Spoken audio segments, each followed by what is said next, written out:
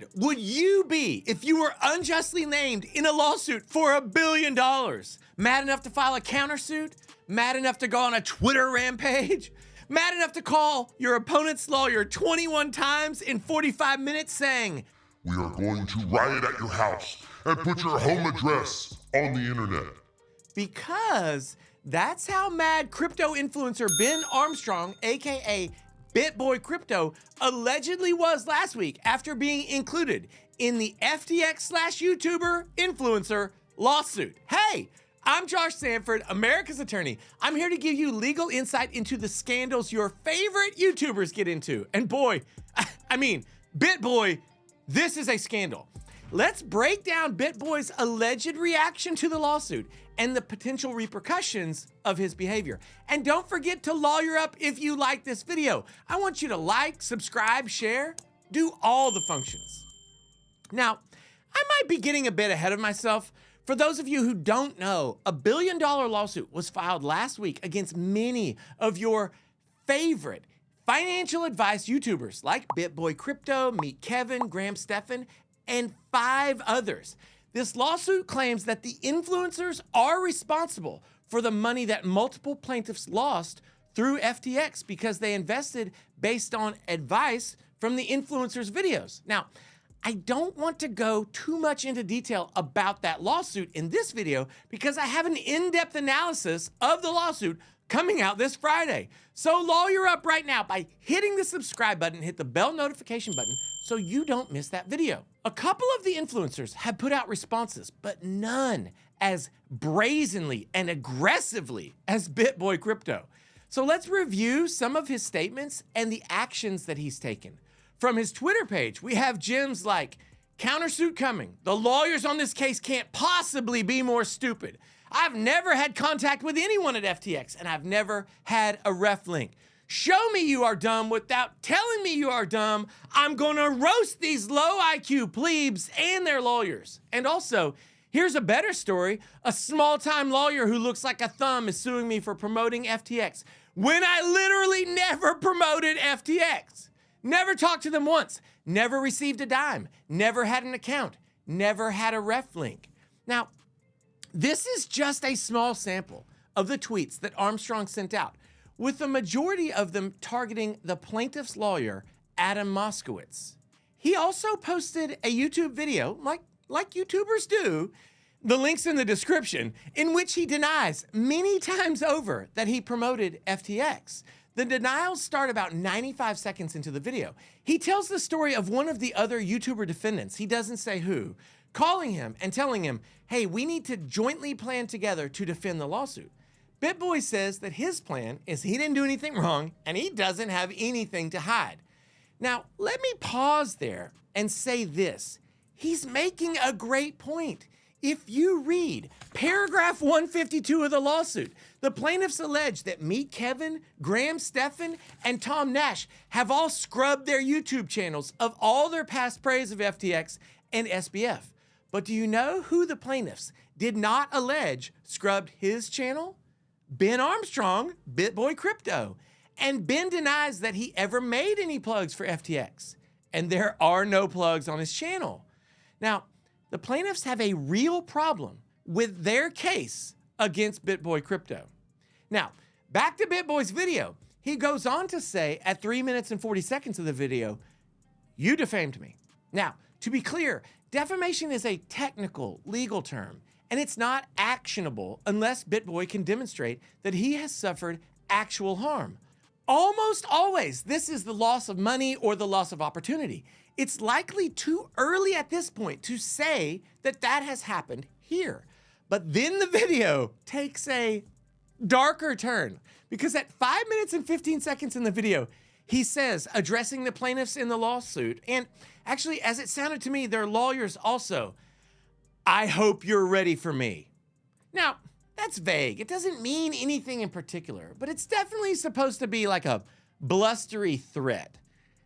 That alone wouldn't mean much to me. Then he says, and this time it seems more personal because it's just directed at one of the 7 plaintiffs, "I'm gonna take everything from you."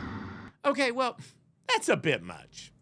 I take that to mean that he's planning to countersue. Fine. If what he's saying is true about him having never been sponsored by FTX, then he probably should. But enough with the threats. Lawsuits don't take everything from anyone. That's not how it works. He can get a judgment for money that's owed. There's no need to be threatening.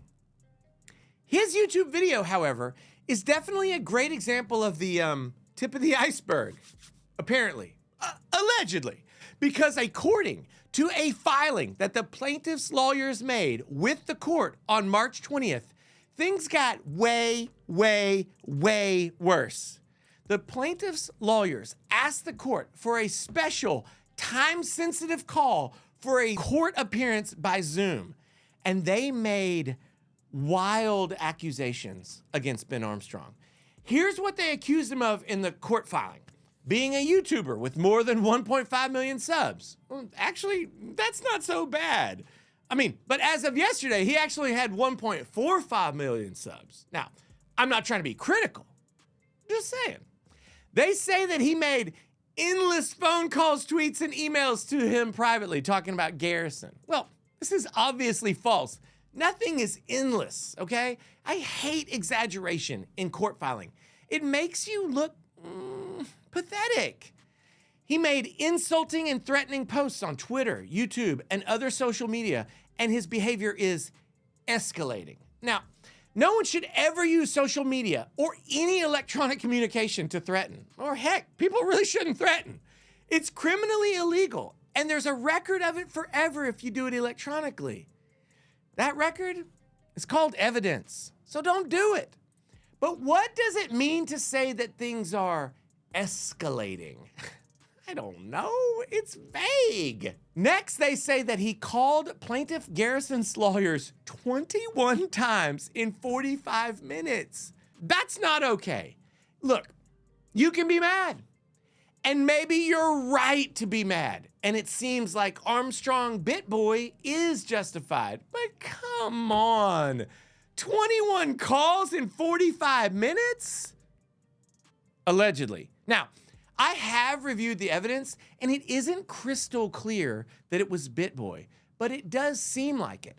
All the calls were marked anonymous in the phone system, and those calls started with a call from BitBoy. It wasn't anonymous. He spoke to someone at the law firm.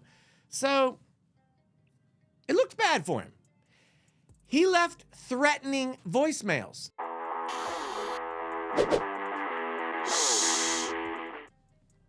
Sidebar. This is something I always advise against. The judge is going to be presented this evidence, so don't leave it. Be smarter. Be better. He sent a crude email to the plaintiff's lawyers. The judge is going to read the crude email. Ugh!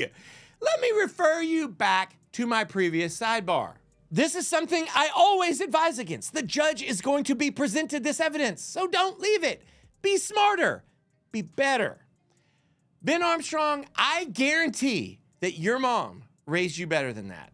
The judge is going to schedule a hearing, and she is going to bring a stop to all the nonsense. For real. Judges are great at that. Lawsuits are the way that people should handle disputes, not harassment. The judge, she's going to end it. It seems to me that Armstrong may have possibly committed some misdemeanors, harassing electronic communications. But for now, that's it. If he rights the ship, if he plays by the rules and obeys the judge, he should be fine. Here's what I hate about BitBoy's response. He has a great case. Now, you might be thinking, wait, he doesn't have a case at all. He's one of the ones who's been sued. Right, but his side of that case is his case. And if he's right, then he didn't do anything wrong. Now, in the video I have coming out in a couple of days, I argue that all the influencers, each of them, have a great case. But Ben Armstrong, if he can credibly demonstrate that he didn't promote FTX, he has a stunning case. I really wish he would shut up, lawyer up, and start the slow process of winning his case, which I think he can. If the case against him is truly baseless, then he can countersue for defamation. he might be able to recover all of his attorney's fees in the current case under a federal law. And this is the only tweet that I want to see from him. But you have to know the rules of the game. And right now, at least as of March 20th, it seems like he doesn't know the rules. But you should definitely know the rules of the game also. And that's why I always tell you, Lawyer Up, join this community here and let's grow together. Drop your pro se opinion in the comments below. Should BitBoy have been included in this lawsuit? Is the lawsuit even valid? Is his reaction totally justified? Or did he cross a few lines? I plan to cover this lawsuit very closely, and I have videos coming out soon about it. Until then, I have been covering other lawsuits, so check those out right here or right there. I will be back so soon that you will be amazed. Bye.